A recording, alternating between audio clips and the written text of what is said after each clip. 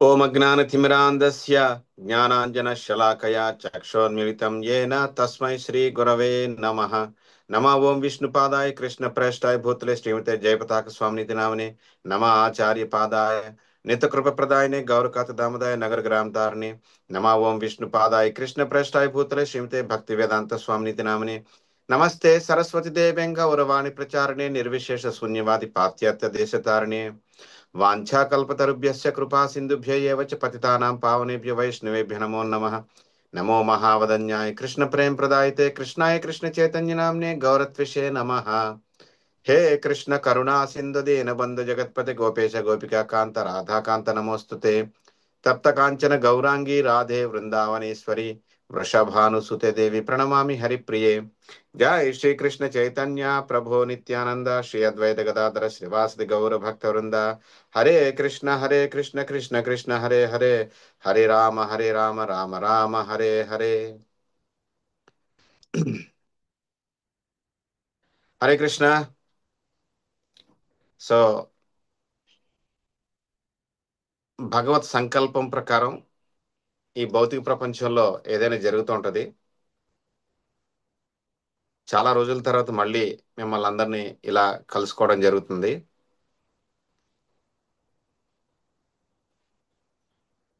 ఈ నెలలో అంటే దక్షిణ భారతదేశం లెక్క ప్రకారం ఇంకా కార్తీక మాసం జరుగుతుంది కాబట్టి అమావాస్య దాకా మిమ్మల్ని అందరినీ కలుసుకోవడం సో దామోదరుడి యొక్క లీలగా భావించి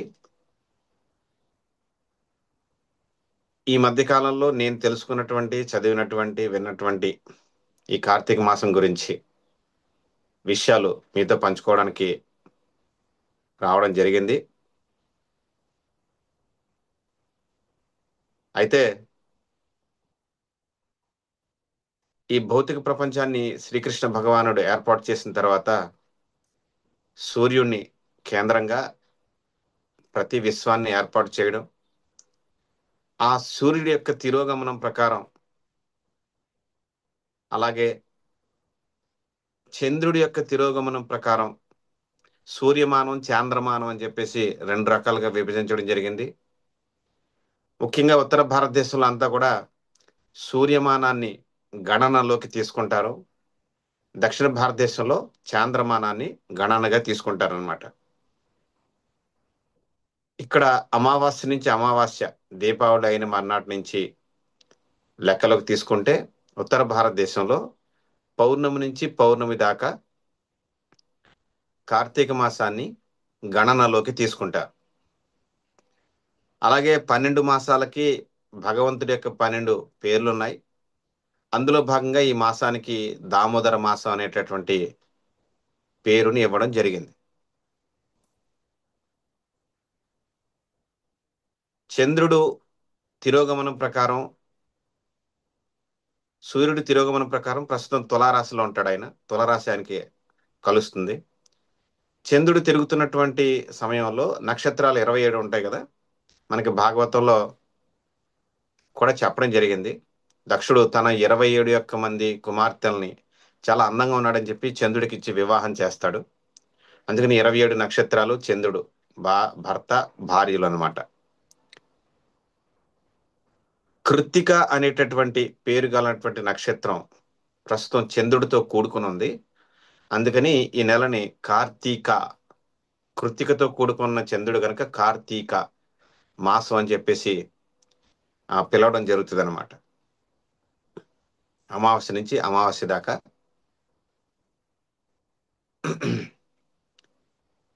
మనకిది తెలుగు సంవత్సరాల్లో నెలల్లో ఉగాది నుంచి చూసుకున్నప్పుడు ఇది 8వ నెల అవుతుంది కార్తీక మాసం.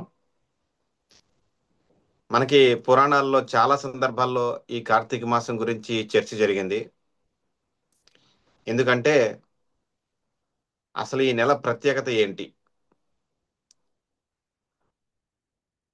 మిగతా నెలల కన్నా కూడా ఇది ఎందుకు ప్రత్యేకమైంది. మనకు తెలుసు, మనం భాగవతం ప్రభుపాద్ గారి యొక్క భాష్యంతో కూడుకున్నటువంటి భాగవతాన్ని మనం ప్రారంభించినప్పుడు వ్యాసుడు భగవంతుడి ప్రార్థనలతో ప్రారంభమవుతుంది. తర్వాత కథ ఎక్కడ జరుగుతుంది? నైమిసారణ్యంలో ప్రారంభం అవుతుంది. సుఖదేవ గోస్వామి చెబితే పరీక్షిత్ మహారాజు వింటే, అదే సందర్భంలో నారదుడు, వ్యాసుడు, సూత గోస్వామి అని చెప్పేసి ఒక వ్యాసుడి యొక్క ఒకానొక ప్రధాన శిష్యుడు ఆయన. వ్యాసుడి దగ్గర 17 పురాణాలు నేర్చుకుని 18 పురాణం సుఖదేవ్ గోస్వామి ద్వారా విని 18 పురాణాలు తెలిసినటువంటి వ్యాసుడి యొక్క శిష్యుడిగా ఆయన నైమిసారణ్యానికి వెళ్తాడనమాట. అక్కడ పరీక్షిత్ మహారాజుకి 7 రోజుల సప్తాహం అయిన తర్వాత ఆయన అక్కడి నుంచి ప్రారంభించి నైమిసారణ్యానికి వెళ్తాడు. అక్కడ సౌనక ఋషులంతా కూడా 1000 సంవత్సరాల కాల పాటు ఉండేటటువంటి కలియుగం ప్రారంభంలో ఒక యజ్ఞం చేస్తూ ఉంటారు. వాళ్ళు సూత కోసం వచ్చినప్పుడు చాలా సంతోషపడి ఆయనకి వ్యాసాసనం ఇచ్చి, మీరు సాధ్యమైనంత ఎక్కువ కాలం ఇక్కడ ఉండి మా ఈ యజ్ఞం ఎలాంటి నిరుత్సాహం లేకుండా ఉత్సాహంగా సాగేలాగా మాకు భగవత్ కథ తెలియజేయండి అని అన్నప్పుడు సూత గోస్వామి సౌనికాది ఋషులకి మొత్తం 18 పురాణాలు చెప్తాడు. అక్కడ చాలా కాలం ఉంటాడు ఆయన. అందులో భాగంగా చాలా పురాణాలు చెప్పినప్పుడు, చాలా విషయాలు చెప్పినప్పుడు ఆయన భాగవతం కూడా చెప్పారనుకోండి, అది వేరే విషయం. ఆయా సందర్భాల్లో సూత గోస్వామి సౌనిక ఋషులకి చెప్పడం జరిగిందనమాట. అందులో భాగంగా ఈ మాసాల గురించి చర్చ జరిగినప్పుడు, ఎందుకంటే కాలం చర్చ జరుగుతుంది కనుక, అందులో భాగంగా మాసాల చర్చ జరిగినప్పుడు కూడా ఆయన చెప్పారు. ఒకసారి వశిష్ఠుడు సూత గోస్వామి చెప్తారన్నమాట సౌనకాది ఋషులందరికీ. వశిష్ఠుడు ఆయన జనక మహారాజు, సీతామాత తండ్రి, ఆయన ఆయన ఇంటికి వెళ్తారన్నమాట. జనకుడి దగ్గరికి వెళ్తారు వశిష్ఠుడు. అప్పుడు జనకుడు అడుగుతాడనమాట, అయ్యా మేము ఇలాగా మీలాగా పూర్తిగా భక్తిలో నెలకొని లేము. మేము ఈ క్షత్రియులు అవడం వల్ల ఈ పరిపాలన, రాజ్యం, కుటుంబం, ప్రజలు ఇది ఇందులో ఉంటాం. మీరంటే ఎప్పుడు భక్తి మార్గంలోనే ఉంటారు. మేము కూడా మమ్మల్ని మేము ఉద్ధరించుకునేలాగా ఉండాలంటే మేము ఏ వ్రతం చేస్తే బాగుంటది? మీకు అన్నీ తెలుసు కదా, సకల శాస్త్రాలు తెలిసినటువంటి భక్తులు మీరు. నాకు ఏదైనా మంచి సలహా ఇవ్వండి అట్లా ఇట్లా అని చెప్పేసి ఆయన అడిగినప్పుడు, అప్పుడు వశిష్ఠుడు ఈ కార్తీక మాసం గురించి చెప్పారు. ఎవరితోటి? జనకుడితోటి. సూత కోసం సౌనకాది ఋషులకు చెప్తున్నారన్నమాట. జనక, చెబుతాను విను, నువ్వు అడిగావు గనక. 12 మాసాల్లోకి ఈ మాసం చాలా విశిష్టమైంది. ఈ మాసం గురించి ఉమ్, భగవంతుడి ద్వారా బ్రహ్మ తెలుసుకున్నాడు, నారదుడికి చెప్పాడు, అది పరంపర అంతా జరిగింది. కానీ ఈ మాసం గురించి పార్వతీదేవి కూడా శివుణ్ణి అడిగింది. స్వామి, ఎందుకని ఈ మాసంలో అందరూ చాలా హుషారుగా భక్తి చేస్తారు? అసలు ఎందుకని భక్తి చేయడానికి ఈ మాసం అనుకూలం అవుతుంది? ఆ మీకు బాగా భక్తి చేస్తారు అందా, అలాగే విష్ణువు, నా సోదరుడైనటువంటి విష్ణువుకు కూడా బాగా భక్తి చేస్తారు అని ఆవిడ అడిగినప్పుడు శివుడు పార్వతీ మాతకి చెప్పాడంట ఈ కార్తీక మాసం ప్రత్యేకత ఏంటి అనేది. అలా శివుడిచే చెప్పబడి పార్వతీ మాతకి, అది అందరికీ పరంపరలో అందరికీ వచ్చింది, అది వేరే విషయం. శివుడు పార్వతీ మాత తోటి ఈ మాసాన్ని ఆచరిస్తే వచ్చే లాభం ఏంటో చెప్పారన్నమాట. అంటే ఈ శివ పురాణాల్లో, ఇతర పురాణాల్లో కూడా దీని గురించి చర్చ జరిగింది. ఆల్మోస్ట్ అలా అన్ని పురాణాల్లోనూ వ్యాసుల వారు ఈ కార్తీక మాసం గురించి చర్చించారు, అన్ని పురాణాల్లో కూడా. సో పర్టికులర్ గా ఈ కార్తీక పురాణం అని చెప్పుకునేలాగా అయింది అది. ఎందుకనంటే ఈ కార్తీక మాసం కృతికా నక్షత్రంతో చంద్రుడు కూడుకుని ఉండడం వల్ల కార్తీక అని పేరు వచ్చింది ఈ మాసం. దీన్ని మామూలు వాడుక భాషలో దామోదర మాసం అంటారు.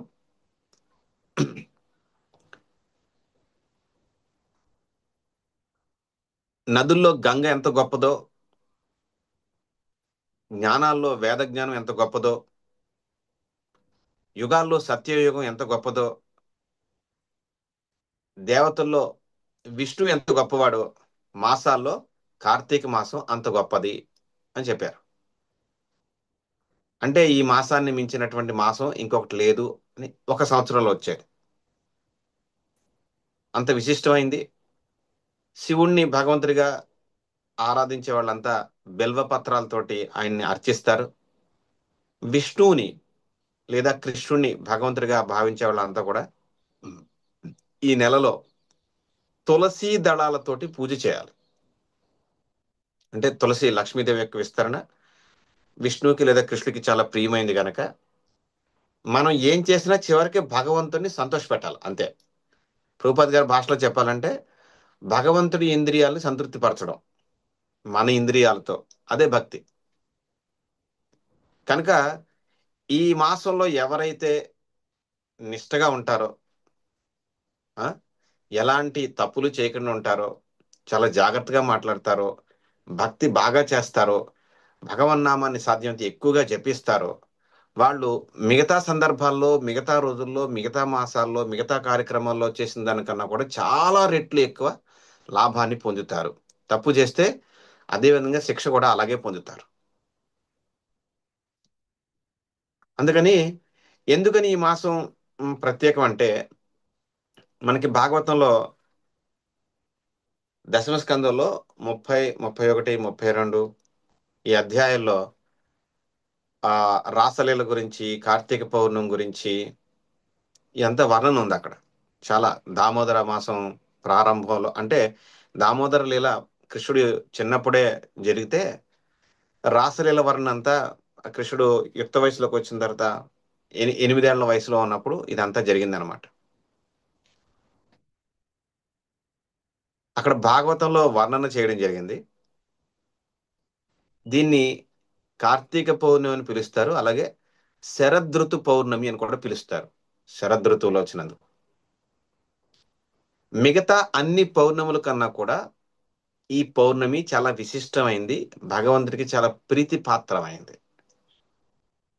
ఒక రకంగా ఈ పౌర్ణమి చాలా ఆహ్లాదకరమైనటువంటి పౌర్ణమి.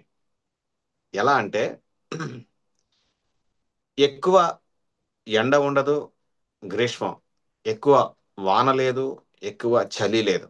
నిజానికి వర్షాకాలం అయిన తర్వాతే ఇది వస్తుంది, ఈ మాసం. అలాగే ఈ కార్తీక పౌర్ణమి అనేది, కార్తీక మంత్, నెల అనేది బాగా వర్షాలు పడటం వల్ల, భూమి అంతా నీరు చక్కగా ఉండడం వల్ల, కొలనుల్లో, నదుల్లో, సరస్సుల్లో అన్ని చోట్ల మంచినీరు ఉండడం వల్ల ఆ బురదంతా, ఆ వర్షాకాలం పడ్డ బురదంతా నీరు కిందకి దిగిపోయి నీరు స్వచ్ఛంగా అవడం, అలాగే అన్ని కొలనుల్లో తామరలు, కలువలు, పద్మాలు అన్ని చక్కగా వికసించి ఉండడం, నేలంతా పచ్చగా ఉండడం, చెట్లన్నీ నిండుగా నీరు తాగి తమ వేర్ల ద్వారా చక్కగా వికసించి ఉండడం, పూలు పళ్ళతోటి మీరు ఎక్కడ చూసినా సరే పచ్చదనంతో నిండి మొక్కలన్నీ హాయిగా ఉంటాయి. ఎక్కువ చలి ఉండదు, ఎక్కువ అసలు వాన ఉండదు, ఆల్మోస్ట్ ఆల్ ఉన్నా కూడా చాలా తక్కువ. ఎక్కువ గ్రీష్మ వేడి కూడా ఉండదు. అన్ని రకాలుగా వాతావరణ పరిస్థితులకు అనుకూలమైనటువంటి మాసం ఏదైనా ఉందంటే అది ఈ మాసం, మరీ ముఖ్యంగా ఈ కార్తీక పౌర్ణమి. అందుకని కృష్ణుడు గోపికల యొక్క సుదీర్ఘమైనటువంటి కోరిక, కళ నెరవేర్చడానికి ఈ నెలని ఎంచుకున్నాడు. మీరు చూడొచ్చు భాగవతంలో గోపికలంతా కలిసి నెల రోజుల పాటు, అంటే కృష్ణుడు 7వ సంవత్సరంలో గోవర్ధన పర్వతం లిఫ్ట్ చేశాడు, ఎత్తి పెట్టాడు. కృష్ణుడు రాస నృత్యం అనేది కార్తీక పౌర్ణమి నాడు 8వ సంవత్సరంలో చేయడం జరిగింది. 7వ సంవత్సరంలో అంటే కృష్ణుడు 7 ఏళ్ల వయసు ఉన్నప్పుడు గోవర్ధన పర్వతం ఎత్తిపడ్డాడు కదా, ఆ సందర్భంలో కార్తీక మాసం, ఒక కార్తీక మాసంలో గోపికలంతా కలిసి, భాగవతం చెప్పింది ఇదంతా, యమునా నది ఒడ్డుకి తెల్లవారుజామునే వెళ్ళి ఒక మట్టితోటి పార్వతీమాత కాత్యాయని అమ్మవారిగా ఒక రూపం తయారు చేశారు. ఆమెను ప్రతిష్ఠ చేశారు.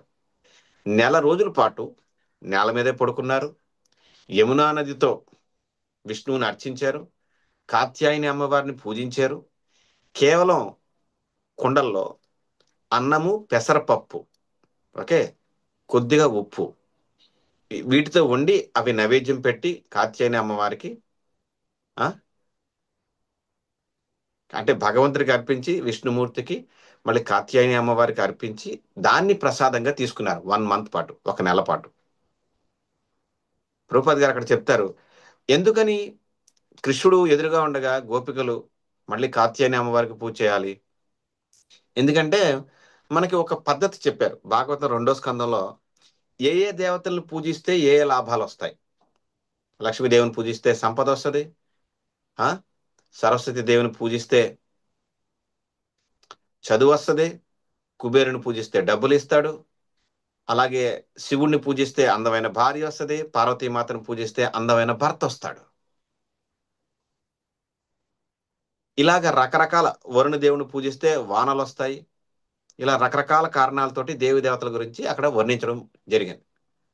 అందుకని వీళ్ళు కూడా కాత్యాయని అమ్మవారిని పార్వతీమాతను పూజించారు. పార్వతీమాతను పూజిస్తే ఎవరు వస్తారు? స్త్రీలకి అందమైన భర్త వస్తాడు. వాళ్ళ ఎదురుగా ఎవరున్నారు? కృష్ణుడు ఉన్నాడు. కృష్ణుడి కంటే అందంగా ఎవరు ఉంటారు? ఎవరు ఉండరు. వాళ్ళు కృష్ణుడు తమకి ప్రియుడిగా గాని భర్తగా గాని సంభవం ఎలాగైనా కానీ కృష్ణుడు మాకు కావాలి, కృష్ణుడితో మేము ఉండాలి. ఈ ఉద్దేశంతో రూపా చెప్తారు, మామూలుగా అయితే మనం భౌతిక కోరికలతోటి మనం దేవి దేవతలు పూజించడం అనేది భగవద్గీత ప్రకారం అది మంచి పని కాదు, అంత ఉన్నతమైనటువంటి పని కూడా కాదు, అది జ్ఞానంతో కూడుకున్నటువంటి పని కాదు. కానీ కృష్ణుడి కోసం అయితే దేవి దేవతలను కూడా పూజించవచ్చు. కృష్ణ భక్తి కావాలి, కృష్ణ భక్తుల సాంగత్యం కావాలి, కృష్ణుడే కావాలి. ఓహ్, చలో, ఎవరిస్తారంటే వాళ్ళ దగ్గరికి వెళ్ళచ్చు. సో వాళ్ళు కాత్యాయని అమ్మవారిని భౌతిక కోరికల కోసం కోరలేదు, పూజించలేదు నెలపాటు. వాళ్ళు కృష్ణుడి కోసం పూజించారు. అందుకని ఆవిడ అనుగ్రహం వచ్చింది. నెల రోజుల పాటు నేల మీద పడుకున్నారు. కేవలం రుచి లేనటువంటి అలాంటి సాదాసీదా ఆహారమే తీసుకున్నారు. మంచి కఠోరమైనటువంటి వ్రతం చేశారు 1 మంత్, కార్తీక మంత్. కృష్ణుడు తెలుసు అందరి హృదయాల్లో పరమాత్మగా ఉంటాడు. గోపికలకి తన మీద ఉన్నటువంటి కోరిక ఏంటో ఎంత బలంగా అది ఉందో ఆయనకి తెలుసు కనుక ఆయన దాన్ని అంగీకరిస్తాడు. తదుపరి సంవత్సరం అంటే 8వ సంవత్సరం ఆయన వాళ్ళకి ఆ అవకాశం కల్పిస్తాడు. అది కూడా ఎప్పుడు? శరదృతు పౌర్ణమి. మనం ఇంతకు ముందు చెప్పుకున్నట్టుగానే ఈ పౌర్ణమి మిగతా పౌర్ణముల కన్నా కూడా చాలా ఆహ్లాదకరంగా ఉంటది. సైన్స్ కూడా చెప్పింది 17,000 కిలోమీటర్ల దగ్గరికి వస్తాడంట మనకి, భూమికి, ఈ పౌర్ణమి రోజు. అంటే ఆయన సంథింగ్ 8 లక్షల కిలోమీటర్ల పైచీలకు దూరంలో ఉన్నాడు మనకి, భూమికి. కానీ ఒక 17,000 కిలోమీటర్లు దగ్గరికి వస్తాడు ఆ తిరిగే గతిలో భాగంగా. ఓకే. సో అందుకని ఆయన కలర్ కూడా డిఫరెంట్గా ఉంది. తెల్లవారుజాము ఆ ప్రాంతంలో, మళ్ళీ నైట్ టైం అలాగా లైక్ లైట్ రెడ్డిష్ కలర్లో ఉన్నాడు. 17,000 కిలోమీటర్ల దగ్గరికి రావడం వల్ల అలా జరిగింది అనమాట. సో మిగతా అన్ని పౌర్ణముల కన్నా కూడా కృష్ణుడికి ఈ పౌర్ణమి చాలా ఇష్టమైన పౌర్ణమి. వాతావరణం చాలా అనుకూలిస్తుంది కనుక కృష్ణుడు గోపికుల యొక్క కోరిక తీర్చడానికి అంగీకరించాడు. మరి ఆయన అందరి హృదయాల్లో ఉండే భగవంతుడు కనుక, అంటే అందరికీ కోరికలు ఉన్నాయి కదా, మరి అందరికీ ఏమేమి కోరికలు ఉన్నాయి అందరి హృదయాల్లో ఉన్న కృష్ణుడికి తెలుసు కదా, మరి తీర్చేయాలి కదా అంటే తీర్చాడు. అంటే మనం దానికి ఆ యోగ్యత అర్హత పొంది ఉండాలి. దానికి తగ్గ కృషి అంటే భక్తి, శ్రమ, కఠోరమైనటువంటి వ్రతాలు, నియమాలు పాటించి ఉండాలి. అప్పుడే దానికి అర్హత, యోగ్యత వస్తుంది తప్పించి ఎవరు ఏది కోరుకుంటే అది భగవంతుడు తీర్చాల్సినటువంటి అవసరం ఆయనకి లేదు, యోగ్యత ఉంటే తప్ప, అర్హత ఉంటే తప్ప. అంటే ఒక్కొక్కసారి ఆయన ఏదైనా అనుకున్నాడు అనుకోండి, యోగ్యతలు అర్హతలతో సంబంధం లేదు, ఆయన ఇవ్వాలనుకుంటే ఎవరికైనా ఏదైనా ఇస్తాడు, అది వేరే విషయం. కానీ జనరల్ గా కృష్ణుడు చాలా లెక్కగా ఉంటాడు కనుక ఆ లెక్క ప్రకారమే చేస్తాడు. గోపికలకి ఆ కోరిక ఉంది కృష్ణుడు తమకు కావాలని చెప్పేసి. అందుకని ఆయన యమునా నది ఒడ్డున వంశీవటం దగ్గర ఈ కార్తీక పౌర్ణమి నాడు కూర్చున్నాడు. ఇప్పట్లా మనకి ఎల్ఈడీలు, ఎల్సిడీలు ఉన్నాయి కదా, రకరకాల పేర్లతోటి వీధి లైట్లు అన్నీ అప్పుడు లేవు. కీకారణ్యం, అది వృందావనం ఎక్కడో ఊరు, ఆ తర్వాత అంతా అరణ్యం ఉంది, యమునా నది ఒడ్డు ఉంది. ఆ రాత్రి సమయంలో కృష్ణుడు వేణువు ఊదడం జరిగింది. దాంతో గోపికలకి అందరికీ అర్థమైంది. వాళ్ళంతా కృష్ణుడు తమను పిలుస్తున్నాడు అనే సంకేతం అర్థం చేసుకుని వివిధ పరిస్థితుల్లో వాళ్ళంతా ఉన్నారు. కొంతమంది పెళ్లి అయింది, పెళ్లి కాని వాళ్ళు, అమ్మాయిలు అందరూ ఉన్నారు అన్నమాట. పిల్లలు కలిగినటువంటి స్త్రీలు ఉన్నారు, తల్లిదండ్రులు, సోదరులు, భర్తలు ఆపుతున్నా కూడా ఈ పెళ్లి అయినా పెళ్లి కాని స్త్రీలు ఎవరో కూడా ఆగకుండా వచ్చేసారు. కొంతమంది అలంకారం సగమే ఉంది, కొంతమంది వస్త్రాలు సరిగ్గా కట్టుకోలేదు, కొంతమంది తమ పిల్లలకి పాలిస్తున్నారు, కొంతమంది తమ భర్తలకి భోజనాలు వడ్డిస్తున్నారు, తల్లిదండ్రులకు వడ్డిస్తున్నారు. ఇలా రకరకాల కండిషన్స్ లో ఉన్నారు ఆ రోజు రాత్రి. అయినప్పటికీ కృష్ణుడు వేణువు వినంగానే వాళ్ళు వంశీవటం వైపు పరిగెట్టారు. చాలా మందిని వాళ్ళ తల్లిదండ్రులు ఆపేశారు, వెళ్ళడానికి వీలేదని చెప్పేసి గదిలో బంధించారు. వాళ్ళు అప్పుడు కృష్ణుడిని ధ్యానిస్తూ ఉండిపోయారంట. కొంతమంది అప్పుడే శరీరం వదిలి గోలోకానికి వెళ్ళారని చెప్తారు భాగవతంలో. సరే, మొత్తానికి ఎదిరించి చాలా మంది అక్కడికి వచ్చారు. ఎందుకంటే ఈ కార్తీక పౌర్ణమి చాలా మంచి అట్మాస్ఫియర్ ఉంటుంది. ఎలాంటి అధిక ఉష్ణోగ్రతలు ఉండవు, అధిక చలి ఉండదు, వాన ఉండదు. వాతావరణం అంతా చాలా అనుకూలంగా చక్కగా ఉంటది అనమాట. అందుకనే ఇన్ని పౌర్ణములు ఉండగా, ఇన్ని రోజులు ఉండగా, 365 రోజు సంవత్సరంలో కృష్ణుడు ఆ రోజునే ఎంచుకున్నాడు. ఈ మాసాన్ని ఎంచుకున్నాడు. ఇది పవిత్ర మాసం. కృష్ణుడు దామోదర లీల చేసిన మాసం. కృష్ణుడు గోవర్ధన పర్వతం ఎత్తిన మాసం. కృష్ణుడు రాసలీల చేసిన మాసం. ప్రధానమైనటువంటి ఘట్టాలన్నీ కూడా కృష్ణుడు ఈ నెలలో చేయడం జరిగింది. మరి చూడండి, ఇది గొప్పది కాకపోతే, విలువైంది కాకపోతే, అద్భుతమైంది కాకపోతే, ఇన్ని నెలలు అనగా కృష్ణుడు ఈ లీలలన్నీ ఈ నెలలోనే ఎందుకు చేయాలి? గురు మహారాజ్ జయప్రదక్షిణ కూడా ఒకసారి చెప్పారు, నేను విన్నాను. సో అన్ని మాసాల్లోకి ఇది చాలా విశిష్టమైంది. ఎవరు ఈ నెలలో ఎక్కువ భక్తి చేస్తారో అలాగే ఎక్కువ ఫలితం పొందుతారు. ఎవరైనా తప్పులు చేస్తే పాప ఫలితాలు కూడా అలాగే పొందుతారు అన్నారు అన్నమాట. అందుకని ఈ నెలలో మిగతా నెలల కన్నా కూడా ఎక్కువ సాధన చేయండి, ఎక్కువ గ్రంథ పఠనం చేయండి, భక్తుల సాంగత్యంలో ఉండండి, భగవత్ కథ వినండి అని ఒకసారి చెప్పినప్పుడు నేను విన్నాను డైరెక్ట్. ఇది ఎందుకని ఇది చాలా ప్రత్యేకమైనటువంటి మాసం. కృష్ణుడికి చాలా ప్రీతిపాత్రమైన మాసం. ఈ మాసానికి దామోదరుడని ఆయన పేరుతోటే, ఆయన లీల పేరుతోటే పెట్టినటువంటి మాసం. ఇంకా చాలా పేర్లు ఉన్నాయి భగవంతుడి యొక్క పేర్లతోటి. ఆయన విష్ణు అవతారాల్లో ఉన్నటువంటి పేర్లతోటి చాలా, కేశవ మాసం, మాధవ మాసం అని చాలా మాసాలు ఉన్నాయి. బట్ ఇది దామోదర మాసం, స్వయంగా కృష్ణుడి యొక్క తాడుతో యశోదమ్మ కట్టినటువంటి మాసం అన్నమాట. చూసారా ఈ లీల కూడా నలకొబర ఆ, కుబేరుడికి కొడుకులకు కూడా ఆ, మంచి స్థితి మళ్ళీ కలిగించినటువంటి మాసం. ఎలా చూసినా కూడా ఈ మాసం చాలా ప్రత్యేకమైంది, కృష్ణుడికి చాలా ఇష్టమైంది. సో గోపికలు కృష్ణుడి కోసం వచ్చారు. కృష్ణుడు వాళ్ళని వారించాడు, ఇలా రాకూడదు మీరు, తల్లిదండ్రులను వదిలి, సోదరులను వదిలి, భర్తలను వదిలి, పిల్లలను వదిలి. అలా ఏమీ వినలేదు. వాళ్ళ మధ్య చాలా సుదీర్ఘమైనటువంటి చర్చ జరిగింది. మీరు అన్ని విన్నారు, గతంలో విని ఉంటారు, చదివి ఉంటారు. సో అక్కడ పరకీయ రసం అని చెప్పి, అంటే ఒక పురుషుడితోటి స్త్రీ, పెళ్లి అయినా పెళ్లి కాని స్త్రీలు కలిసి ఉండడం అనమాట. సో ఎందుకని చాలా రకాలుగా ఆ, దీన్ని అందరూ తప్పుగా అర్థం చేసుకుంటారు. మహామాయ, యోగమాయ. సో మనం చేసేదాన్ని కూడా మహామాయ వేదిక మీద చేస్తాం, కానీ కృష్ణుడు చేసేదంతా యోగమాయ వేదిక మీద చేస్తాడు. సో కృష్ణుడు నిజమైనటువంటి పతి అందరికీ. ఆయన మించిన పతి ఎవరు లేరు. ఆయనే నిజమైన పతి, ఆయనే నిజమైన భోక్త గనక, వీళ్ళందరూ మామూలు స్త్రీలు కాదు గనక, వీళ్ళందరూ ఆ రాధారాణి యొక్క విస్తరణలు గనక, కృష్ణుడి వైపే వాళ్ళ మనసు ఉంటది గనక, సో అక్కడ లీలలో భాగంగా వీళ్ళంతా కృష్ణుడి కోసం వచ్చారు. అయితే వాళ్ళని పరీక్షించే ప్రయత్నం కృష్ణుడు చేశాడు, వాళ్ళ భావన ఎలా ఉందో. ఈ మాసంలో జరిగినటువంటి ఈ కార్తీక దామోదర హారతి, అలాగే ఈ కార్తీక పౌర్ణమి జరిగినటువంటి రాస నృత్యం ఏదైతే ఉందో, రాస నృత్యం అంటే ఒక బాలుడు బహు కన్యలతో కలిసి చేసేటటువంటి నృత్యం, రాస నృత్యం. ఈ లీలలన్నీ ఏవైతే ఉన్నాయో ఇందులో కొన్ని ప్రధానమైనటువంటి విషయాలు ఉంటాయి. ముఖ్యంగా మీరందరూ ఈ మాసాన్ని పురస్కరించుకుని ఈ దామోదర లీల గురించి చాలాసార్లు విని ఉంటారు, చదివి ఉంటారు, చెప్పు ఉంటారు. ఓకే. సో అందులో కొన్ని విషయాలు ఉన్నాయి. అదేంటంటే, మనకి ప్రభుపాద్ గారు కూడా భాగవతంలో కృష్ణ పుస్తకంలో రచించడం జరిగింది. అదేంటంటే, నిజానికి ఎవరికైనా కృష్ణుడు మొట్టమొదటి ప్రాధాన్యం కావాలి. ఏ జీవికైనా కృష్ణుడు మొదటి ప్రాధాన్యం కావాలి. అలా కాకపోతే ఆ జీవే ఇబ్బంది పడుతుంది, కృష్ణుడు ఇబ్బంది పడ్డ నిజానికి. ఓకే. ఇప్పుడు కృష్ణుడు ఈ గోపికలంతా ఆయన దగ్గరికి వచ్చినప్పుడు చెప్పాడు, మీకు మీ పిల్లలు ఉన్నారు, మీరు ఆ, గృహిణులు, పిల్లలు కలిగి ఉన్నప్పుడు స్త్రీలు వేరే పురుషుడి దగ్గరికి ఇలా వచ్చేస్తారా? కుటుంబాన్ని అలా వదిలేచేస్తారా? మీ పిల్లల బాధ్యత ఒక ఒక తల్లిగా మీ మొదటి ప్రాధాన్యం అవ్వాలి, వెళ్ళిపోండి అంటాడు అన్నమాట కొంతమంది స్త్రీలు. సో లైక్ దట్, గృహిణిగా యశోదమ్మ యొక్క మొదటి ప్రాధాన్యం ఏంటి? నందుడు కాదు. ఎందుకంటే సంతానం కలగనంత వరకు భర్త మొదటి ప్రాధాన్యం. కానీ ఎప్పుడైతే తల్లి అవుతుందో మొదటి ప్రాధాన్యం భర్త కాదు, ఆ చిన్న పిల్లవాడు కనుక ఆ పిల్లవాడిని చూసుకోడు. ఎందుకు చూసుకోవట్లేదు? యశోదమ్మ బ్రహ్మాండంగా చూసుకుంటుంది, నందుడు బ్రహ్మాండంగా చూసుకుంటున్నాడు. మరి కృష్ణుడికి ఎందుకు కోపం వస్తుంది? ఎందుకంటే యశోదమ్మ రకరకాల కార్యక్రమాలని చక్కబెట్టుకుంటూ వచ్చి కృష్ణుడు చూస్తుంది, కృష్ణుడికి అది నచ్చలేదు. ఎప్పుడైనా సరే జీవికి మొట్టమొదటి ప్రాధాన్యం స్త్రీ శరీరంలో ఉందా, పురుష శరీరంలో ఉందా, భూమి మీద ఉందా, వేరే లోకంలో ఉందా, పక్కకు పెట్టేయండి. జీవికి మొట్టమొదటి ప్రాధాన్యం కృష్ణుడే కావాలి.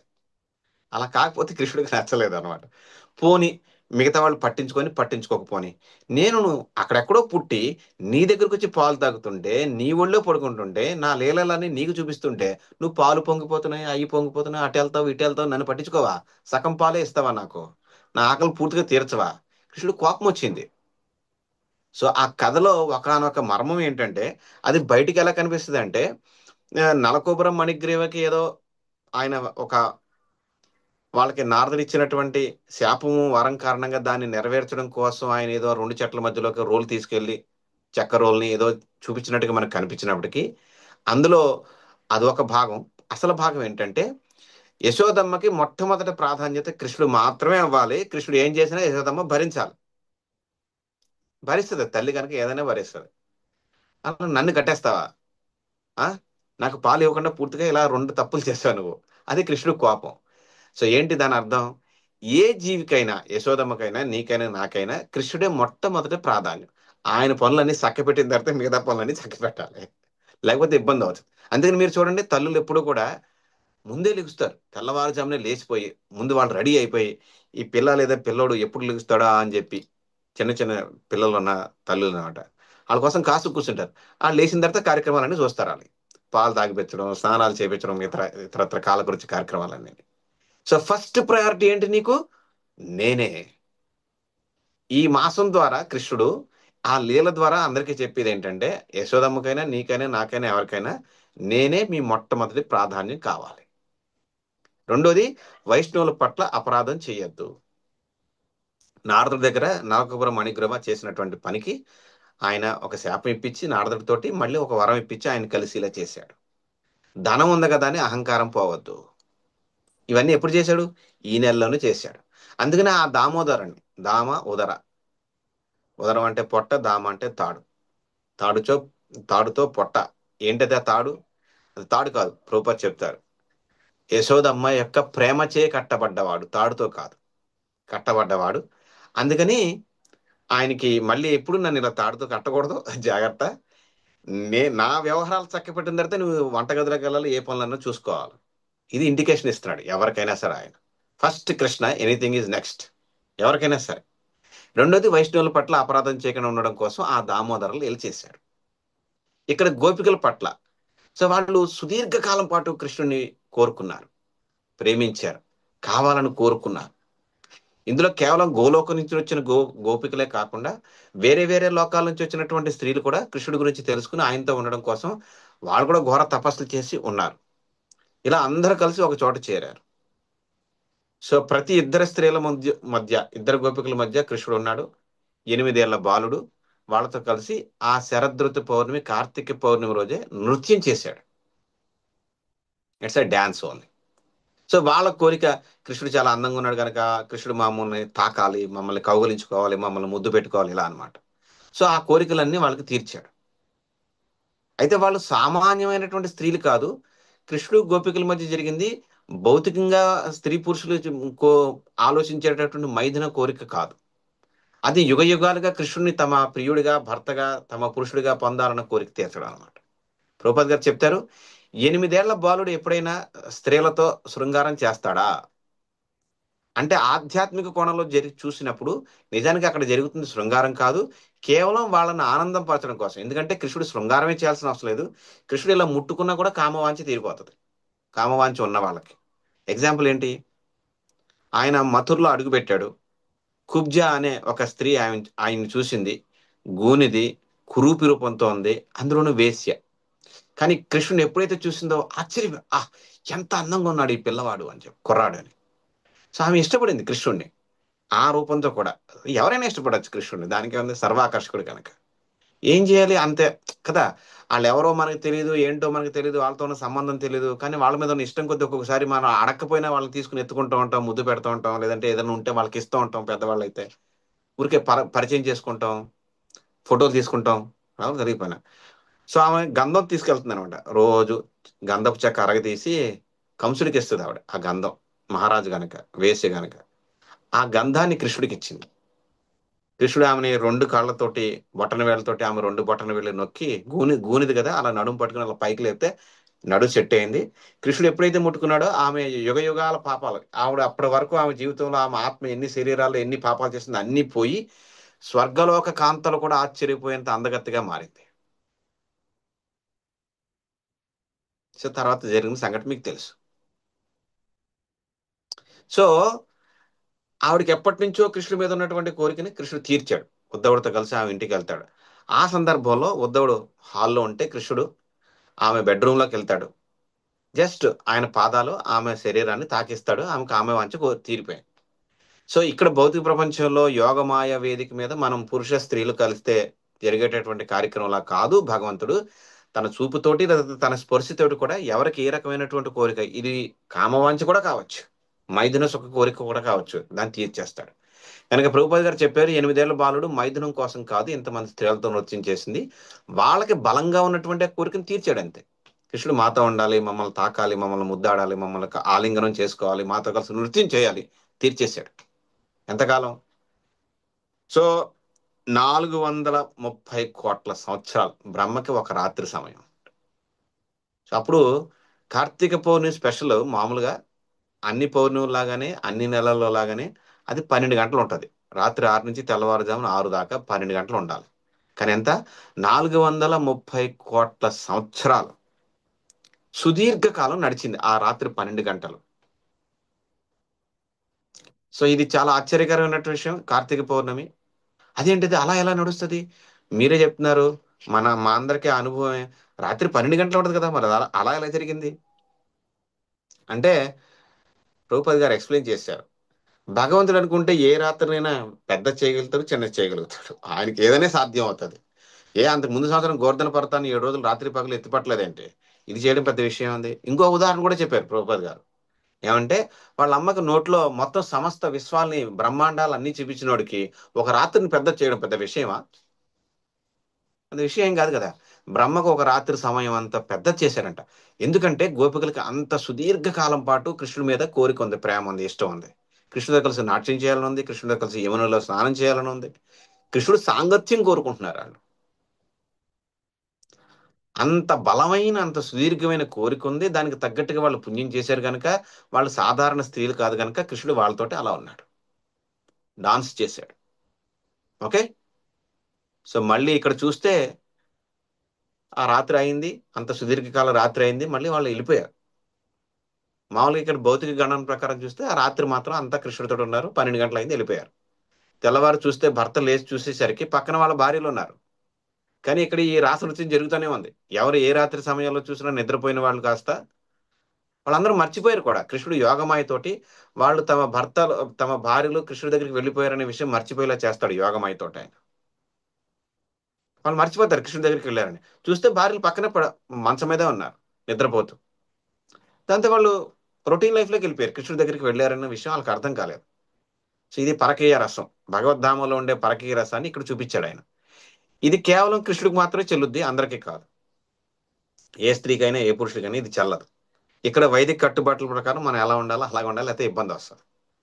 సో అలాంటి అద్భుతమైనటువంటి లీలలన్నీ జరిగినటువంటి నెల ఇది. ఇది కాక వశిష్ఠుడు జనకుడితోటి బోల్డ్ కథలు చెప్పాడు. ఓకే. ఆ కుబేరుడు అంతకు ముందు కళింగ దేశం అంటే ఒరిస్సా ప్రాంతంలో ఒక రాజుగా ఉండి గొప్ప శివభక్తుడై బోల్డ్ అన్ని పూజలు చేశాడు. ఆయన బోల్డ్ అన్ని మందిరాలు కట్టించాడు, శివుడికి పూజలు చేపించాడు, రోజు ఆయన స్వయంగా పూజలు చేశాడు కుబేరుడు. శివ పూజలు చాలా బాగా చేశాడు ఆయన. అందుకు మెచ్చి ఆ రాజుకి శివుడు తదుపరి జన్మలో కుబేరుడు యొక్క స్థితిని ఇచ్చాడు అనమాట. ఆయన పేరు కుబేరుడు అవుతాడు, ఆయన దేవతల కోశాధికారి అవుతాడు. ఆయన ఇద్దరు కొడుకులే నలకొబరం మణిగ్రీవం అనమాట. ఆ కుటుంబానికి శివుడు ఏం చెప్పాడంటే ఈ కార్తీక మాసం సందర్భంగా పార్వతీదేవితోటి, కుబేరుడు నాకు ఎంత గొప్ప భక్తుడు, ఆయన కుటుంబం ఎంత గొప్ప భక్తులు అంటే వాళ్ళకి కైలాసంలోకి ఎంట్రన్స్ ఫ్రీ యాక్సెస్ ఇచ్చాడు. అంటే ఎప్పుడైనా ఏ సమయంలో అయినా సరే కుబేరుడు ఆయన కుటుంబ సభ్యులు ఎవరి యొక్క అనుమతి లేకుండా కైలాసంలోకి వచ్చేయచ్చు. మనం పిలిస్తే రావాలి, లేదా అడిగి రావాలి. ఎవరైనా సరే మేము రావచ్చా, ప్లీజ్ మీరు మా ఇంటికి రండి అని. కానీ కుబేరుడు ఆయన భార్య కొడుకులకి ఎవ్వరు అడ్డుకోవడానికి నంది కానీ, ద్వారపాలకులు కానీ, శివగణాలు కానీ ఎవ్వరు కూడా ఆయనను అడ్డుకోవడానికి లేదు. వాళ్ళు ఎప్పుడైనా వెళ్ళొచ్చు, ఎప్పుడైనా రావచ్చు. అంత ఇష్టం శివుడికి కుబేరుడు అంటే. ఆయన చేసినటువంటి పుణ్యం, ఆయన చేసినటువంటి కార్తీక వ్రతం, ఆయన గుళ్ళు కట్టించడం, కార్తీక మాసం మొత్తం తన రాజ్యంలో భక్తులందరితోటి శివుడికి దీపారాధన చేయించడం, ఇవన్నీ చేసినటువంటి పుణ్యం కారణంగా ఆయన ఆ స్థాయికి వెళ్ళిపోయాడంట. ఈ నెలలో చేసిన పుణ్యం విపరీతమైనటువంటి పుణ్య ఫలాన్ని ఇస్తుంది. పాపం కూడా మీరు అందుకనే చూడండి, లోకంలో రకరకాల మాలలు వేసుకుంటారు అంతా. ఇక్కడ దక్షిణ భారతదేశంలో అయ్యప్ప మాలని, ఆ మాలని, ఈ మాల, శివుడి మాలని, వెంకటేశ్వర స్వామి మాలని, చాలా మాలలు ఉన్నాయి. ఎందుకు? అట్లీస్ట్ మిగతా రోజుల్లో ఎలా ఉన్నా కూడా ఈ నెల తప్పు చేయకుండా ఉందాం, మద్య మాంసం జూదం వ్యభిచారాలకు దూరంగా ఉందాం, కాస్త నిష్ఠగా భక్తి చేద్దాం అని అందరూ ఏదో ఒక మాల ఈ కార్తీక మాసంలోనే వేసుకుంటారు. చాలా పుణ్యమైనటువంటి నెల గనక. అర్థమైందా? సో ఇలాగ కృష్ణుడు ఆ శివుడి ద్వారా కుబేరుడికి ఆ స్థానం కల్పించాడు. అలాగే బలి చక్రవర్తి కూడా ఆయన యజ్ఞం ఆ, వామనుడు వల్ల ఆగింది కదా, అది పూర్తి చేయలేదు. అది యజ్ఞరూపుడు భగవంతుడే, యజ్ఞం భగవంతుడికే చేరాలి. ఆయన అన్ని రూపాల్లో ఉన్నట్టుగా అగ్ని రూపంలో కూడా ఉన్నాడు, అది పూర్తి అవ్వలేదు. అందుకని ఆ, బలి కూడా భగవంతుని రిక్వెస్ట్ చేశాడు, వామన భగవాను, నేను ఇది పూర్తి చేయలేదు, నువ్వు నన్ను కిందకు తొక్కేశావు. ఉం? అది పూర్తి చేయలేదు. అది పూర్తి చేయకపోతే ఏదైనా ఒక పని మొదలు పెట్టండి, అది పూర్తి చేయాలి కదా. అది నీ కోసం అయినప్పుడు ఖచ్చితంగా చేయాలి. అది పూర్తి చేయలేదు కదా.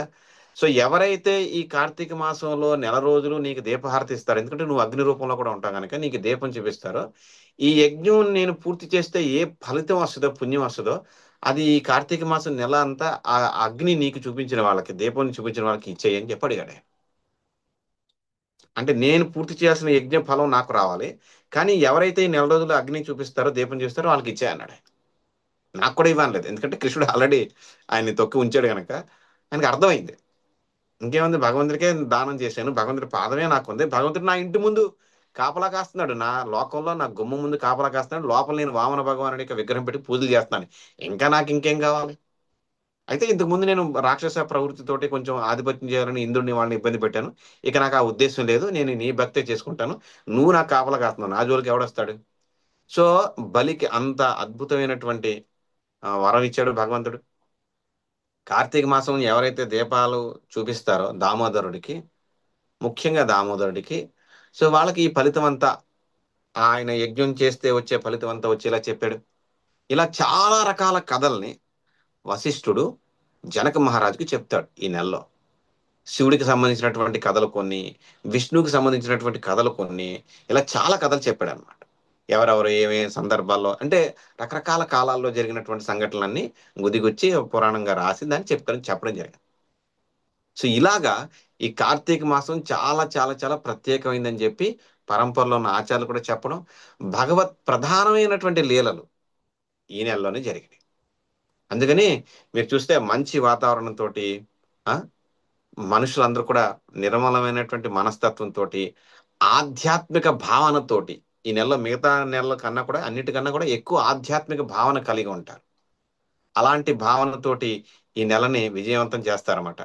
ప్రధానంగా దీపం చూపించడంతో పాటు తులసిని అర్పించడం, పుష్పాలు అర్పించడం, నేల మీదే పడుకోవడం, ఉపవాసం ఉండడం, ఇలా రకరకాలు. ఎందుకంటే మిగతా నెలల్లో ఈ కార్యక్రమాలన్నీ చేసినా కూడా, నిజానికి ఇవన్నీ ఎప్పుడు చేసినా భగవంతుడికి సంబంధించి ఫలితం ఖచ్చితంగా వస్తుంది. కానీ ఈ నెలలో చేయడం వల్ల చాలా రెట్లు ఎక్కువ వస్తుంది. అందుకని ఈ నెలలో ఎక్కువ మంది రకరకాల మాలలు వేసుకుని రకరకాల దేవీ దేవతలు అందరినీ పూజలు చేస్తూ ఉంటారు. కానీ ఈ నెలలో ప్రధానంగా పూజించాల్సింది విష్ణువునో, కృష్ణ రూపాన్నో, లేదంటే శివుణ్ణో కాదు. అది కూడా చేస్తారు, చేయొచ్చు, తప్పేం కాదు. ప్రధానంగా దామోదరుణ్ణే పూజించాలి, దామ ఉదర. సో అది మనం చేస్తాం. ఎక్కడ గౌడీ సాంప్రదాయం పాటించిన, గౌడీ మధ్వ సాంప్రదాయంలో ఎక్కడైతే అంతర్జాతీయ కృష్ణ చైతన్య సంఘం ఇస్కాన్ ఉన్నా కూడా ఈ నెల మొత్తం తప్పనిసరిగా మనం ఆ దామోదరుడికి ఆయన్నే కట్టేసి, భయానికే భయం పుట్టించే కృష్ణుడినే భయపెట్టిన యశోదమ్మ కర్ర తీసుకుని, ఆ పెద్ద పెద్ద యోగులు కూడా తమ హృదయాల్లో కట్టివేయలేనటువంటి కృష్ణుడినే తన ప్రేమతో కట్టేసినటువంటి యశోదమ్మతో కూడుకున్నటువంటి ఆ దామోదరుణ్ణి మనం ఈ నెలలో పూజ చేస్తాం, దీపం చూపిస్తాం. మామూలుగా అయితే ప్రతిరోజు భగవంతుడికి దిష్టి తీస్తారు. హారతి ఇవ్వడం అంటే దిష్టి తీయడమే. ప్రతిరోజు 4 సార్లు, 5 సార్లు, 7 సార్లు వాళ్ళ వాళ్ళ కెపాసిటీని బట్టి మందిరాల్లో, ఇళ్లలో హారతలు ఇస్తూ ఉంటారు. కానీ ఈ రోజు బ్రాహ్మణుడు, క్షత్రియుడు, వైశ్యుడు, శూద్రుడు, స్త్రీ, పురుషుడు, చండాలుడు, వీళ్ళు వాళ్ళ లేదు, ఎవరైనా సరే ఈ నెలలో భగవంతుడికి దీపం చూపించవచ్చు. No restriction. మామూలుగా అయితే పూజారి మాత్రమే ఆ పని చేస్తాడు. ఈ నెల అందరూ చేసుకోవచ్చు. ఈ నెల ప్రత్యేకతే అది, దీపంతో. అందుకని ఈ నెలలో చేసేటటువంటి ఏ కార్యక్రమం అయినా సరే, ఆధ్యాత్మిక కార్యక్రమం, ఏ దానం అయినా సరే, వన భోజనాలను కానీ ఇతరత్ర ఏదైనా సరే చాలా అద్భుతమైనటువంటి ఫలితాలు ఇస్తుందని చెప్పేసి అక్కడ సూత గోస్వామి, ఇక్కడ వశిష్ఠుడు జనకుడికి చెప్పడం జరిగింది. అలాగే శివుడు కూడా పార్వతీదేవి కూడా చెప్పాడు. చాలా కథలు ఉన్నాయి. ఈ మొత్తం కార్తీక మాసంలో జరిగినటువంటి కథలు, లేదంటే కార్తీక మాసం ద్వారా లబ్ధి పొందినటువంటి వ్యక్తుల యొక్క కథలు చాలా చాలా నెంబర్ ఆఫ్ స్టోరీస్ ఉన్నాయన్నమాట. కుబేరుడు అలా వచ్చినవాడు అనమాట. మనకి దామోదర్ లీల ఆయన కూడా ఉన్నాడు. ఆయన కొడుకులు ఇద్దరు వచ్చారు సీన్లోకి. అందుకని పుణ్యం వల్ల మళ్ళీ ఆ భౌతికమైనటువంటి లాభాలు పొంది మళ్ళీ తప్పులు చేయకూడదు. అందుకని కృష్ణుడు నల్లకొబ్బరి మణిగ్రీవుకి చెప్పారు, ఇంకెప్పుడు ఇలాంటి తప్పులు చేయకండి, వైష్ణవుల పట్ల అపరాధాలు చేయకండి. ధనం ఉంది కదా అని చెప్పి దాన్ని ఎలా పడితే అలా వాడద్దు. ఒక పద్ధతిగా వైదిక జీవనం గడపండి. చక్కగా మీరు భౌతిక భోగాలు అనుభవించండి ఈ జన్మ అంతా మీరిద్దరు.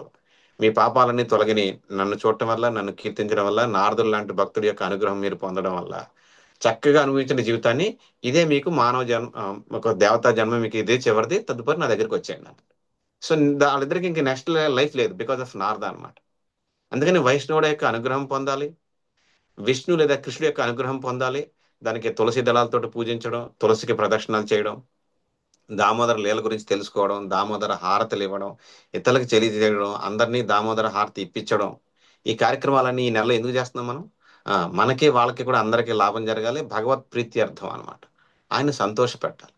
కనుక గోపికలతోటి కృష్ణుడు చేసినట్టు లీల కావచ్చు, యశోదమ్మతో చేసిన లీల కావచ్చు, గోవర్ధన పర్వతం ఉద్ధరణ కావచ్చు, ఇలా బోల్డ్ కథలన్నీ ఈ కార్తీక మాసంలో జరిగినాయి. లేదా ఈ కార్తీక మాసం అవలంబించేటటువంటి వ్యక్తుల ద్వారా చాలా మందికి లాభం జరిగింది వాళ్ళ అనుగ్రహంతో.